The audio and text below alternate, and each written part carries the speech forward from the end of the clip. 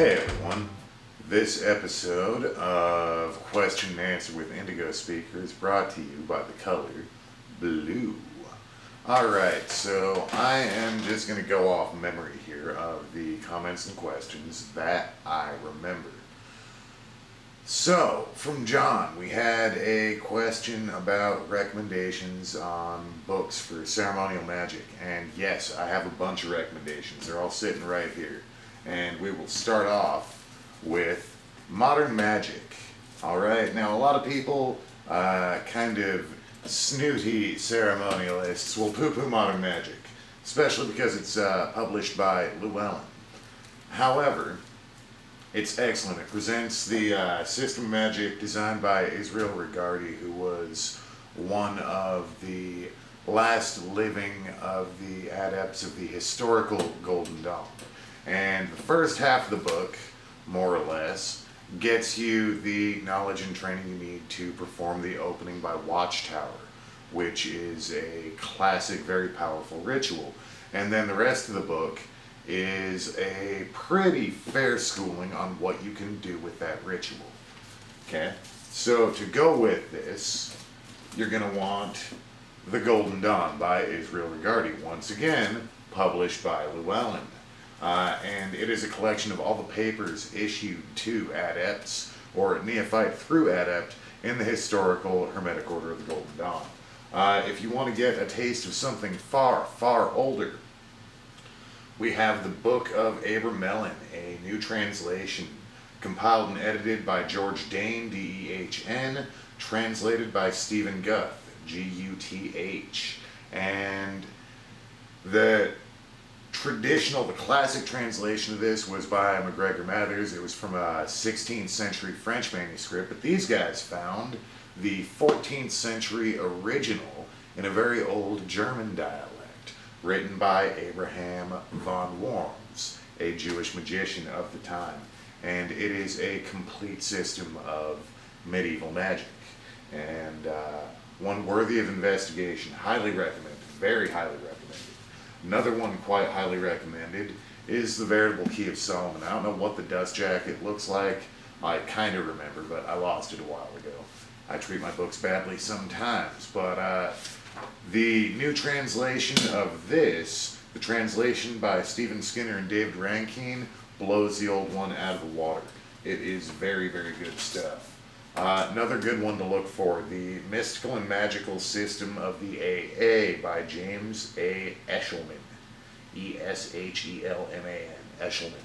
It is a complete training guide in the thelemic approach to magic, or scientific illuminism. So there you go. There's something to get you started on that. Alright, from Ariana we have what was it? Oh yeah, when it came to license to depart for the elementals, she was saying some people are big on return to where you came from with harm to none. Other people are saying leave if you must, stay if you will. What's the difference? Why are we doing this differently? And the whole thing of return to where you came from with harm to none is kind of inherited from ceremonial magic. It's inherited from demon summoning practices, where the assumption was that the thing you were dealing with was dangerous and not very nice. I don't generally take that attitude toward the elemental forces. On the other hand, with the whole stay if you will, go if you must, I could see that with certain types of spirits, maybe more with ancestral spirits. With the elements, they're conscious, but they're not like people. They're like a conscious force of the universe that individuates. When I give them license to depart, I usually reiterate what I was asking them there for in the first place, whether it's for inspiration and guidance, whether it's for good luck in this, that, or the other thing, whether it's anything, and send them on their way. So I bring it back to the purpose of the ritual, whatever it may be. Second question she had was about being new to energy work and feeling and sensing energy, and is there any pretty consistently reliable exercise to get a tactile sensation that you can use as kind of a baseline to compare other sensations to and decide whether or not what you're feeling is actually energy, or what type of energy it may be. First and easiest, you do rub your hands together and shake them up usually, and this will produce tingling. That's not what we're talking about. That's not the sensation we're looking for. We're just doing that to get the nerves inflamed with blood a little bit, to get your hands nice and sensitive, and move them together until they're close enough that you can feel the heat. Okay, normal, good old-fashioned thermal energy. And from there, move back and forth, and maybe do it slowly, and you'll start to feel resistance, almost like the resistance when the north end of two magnets is pushing apart from each other. Okay? That is your chi. Now, as you, through different types of work, learn to generate different types of energy and how to call different types of energy, it'll feel different. It might not feel like magnetism. It might feel like warm liquid light. Or sometimes it'll start to feel like electricity, almost to the point where your fingers can hurt from the tingling of it. So yeah, there are a couple exercises for that. And then my new friend, the other Indigo, a brilliant young mind, asks me to speak a little bit about internal gurus versus external gurus. All I can say is that an external guru serves the function of revealing the internal guru. And the internal gurus of multiple people, you know, of all people really, it stems from the same source. It stems from the same light. So when someone else allows us to function as guru, or when we allow another, when there's a harmony, when there's an openness and a willingness to adapt and connect and to evolve, we're moving in the right direction. And that can be something that we find individually in isolation by looking into the deepest recesses of the self to find the source. And it can be something that we find through communion with others. You know, in either case, it's all good. Alright, and now I'm going to go ahead and address a few comments and a couple of videos from a gentleman I've been chatting with. I won't name names, I don't name names. Wait. Before we get into all of that, Jeremy wants to know if I were stranded on a desert island and had to pick 3 magical tools to have with me, what 3 would I pick and why? First off, I would pick my pocket knife because that can double as a practical tool and a ritual dagger, and I think it's pretty magical. Second thing I would take would be a tarot card deck so that I can use that to spy on world events for my island retreat, because I need to have something to do other than laying in the sun and getting me a white boy tan. Third thing, I don't know if this counts, but I'm going to try and make it count. An alchemical still so that I can get fresh water, and if there's like a palm tree and some coconuts on the island, maybe make some kind of coconut rum alcohol. Thanks for the question, Jeremy. And, or maybe I did, I don't know. I watched as much as I could of the video of my own words being read back to me, and I do like how you present the history of Wicca as a group of witches that got together and sometime in the 60s or 70s decided that this word that one of the old ones remembered was a good name to present to the general public. I think that's interesting. That's good stuff. Why was I so rude to you? I can feel like there are people out there like, why are you picking a fight with Grandpa, jerk? And then there are other people like, yeah, go Mike, stand up for the little guy. And then there are other people like, why are we even paying attention to this? Let's just move on. Like I'm feeding a troll or something. And that's not what I think you are. At all. A troll. I'm not saying that. But what I saw was, when I walked into something, I saw an insult toward, what was it, Christian Wicca, like it was plastic Wicca, automobile Wicca, Christian Wicca, and it was just kind of like a little slap in the face to start my day off in the morning when I was looking at what new posts show up in my feed. So I just kind of jumped into it and found a series of people trying to like defend the idea of being able to really mix and match Wicca, and one dude just kind of knocking him down, not the guy who originally posted this thing, but another guy. I just felt like I should step in.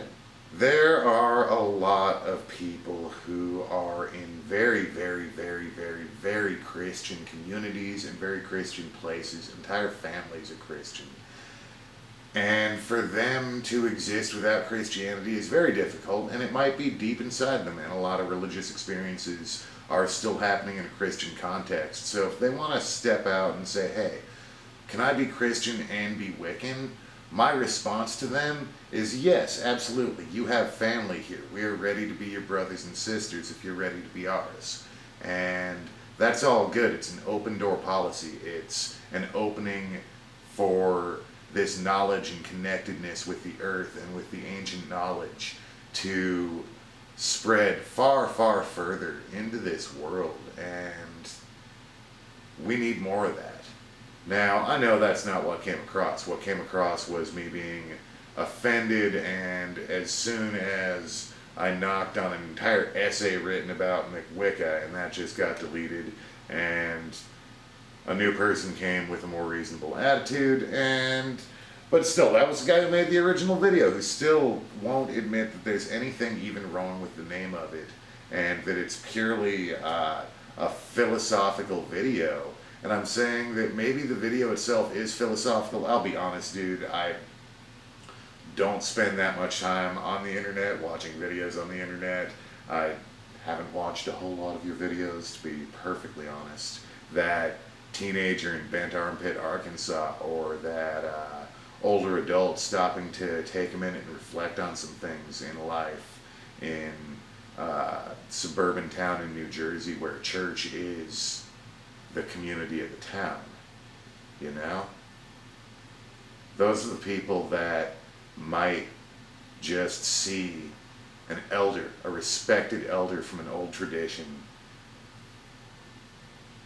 using a joke about who and what they're trying to be, being so fake and plastic and worthless, and not bother to watch the video and just retreat from the community of Wiccans, of those who practice and those who do have the living experience of it. As far as what initiations I have may come from, I am simply not even going to address that. I'm not dragging my friends and mentors' names through the mud for the sake of some pissant internet debate. And I'm sorry if that sounds conceited or condescending. I think we need to really just honestly agree to disagree, and, you know, yeah, I was a little over the top, but you still refuse to see where harm could have been done coming from your end, starting these things off. And the fact that it would be two Gardnerians, which is a relatively obscure sect, and I didn't even know you guys were Gardnerians when I started talking about Gerald Gardner and the history of witchcraft. That was just based on comments you were making, assumptions about where the scholarship stands. As far as, I don't know whether or not maybe you don't consider the Charge of the Goddess to be part of Gardnerian witchcraft, but that was published by Charles Leland in 1898. From Italian folk sources. He was a folklorist, so that one at least is one bit of evidence. The Skyclad thing features an Arabia Gospel of Witches, so on and so forth. I'm not here to argue about whether or not your lineage is legitimate. All I'm saying is that if you're going to be a leader of the people, why not let there be an open door for all those who might be looking on the internet to find an elder, and instead of having a nice slap in the face, kind of like a tabloid headline designed to provoke a response, and then getting majorly indignant when one of those responses is taking it a little too far, maybe just chill out and consider how an elder can reach out to people. You know, you could have called the video something like paths within paganism, or you could have called it any number of things that would have said, okay, here I am talking about technical definitions of words and how to define what you are doing. But to have it be like kind of a slap in the face joke, kind of an insult toward a group of people, many of whom are going to be young or isolated from living pagan communities reaching out for the first time on the internet, um, I'm not cool with it. I don't think that's cool. So, yeah, sure, I did overreact. But I still don't think that's cool at all. So, I think we need to just agree to disagree. I tried to walk away from it a couple of times, but you keep wanting to continue to discuss it. So, here we go. And I'm sorry if this offends you deeply. I know it is your Facebook group. You decide what you want to do with it. In either case, I'm more interested in moving on than trying to argue over what is or is not valid. The whole point in pointing out alternate histories from what your tradition teaches and look at what there's documentation of rather than just verbal tradition. It was a way of saying let those who are defining themselves today define themselves today as the witches of that time period defined themselves. It's okay for self-definition to be a thing. It really is, man. Including when using a word like Wicca or witch or wizard. Blessed be my friend, and I do mean that. Farewell.